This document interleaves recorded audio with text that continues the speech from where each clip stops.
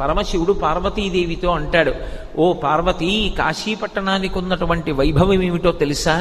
పాపములకు ఎదుర్చుక్క కాశీ, ఉపపాతములకు విషము కాశీ, కళ్యాణముల కాటపట్టు కాశీ, ముక్తికి పుట్టినిల్లు కాశీ. కాశీపట్టణం లోపలికి వెడుతుంటేనే రోమకూపములను ఆశ్రయించి ఉన్నటువంటి పాపరాశి పక్షి రూపంలో ఎగిరిపోయి చెట్లని పట్టుకుని ఉంటాయి.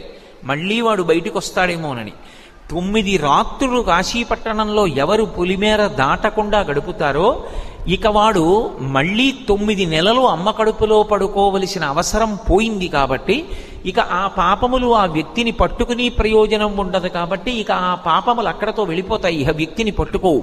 అందుకే కాశీపట్టణంలోకి ప్రవేశించాలంటే కాలభైరవుని యొక్క అనుమతి ఉండాలి.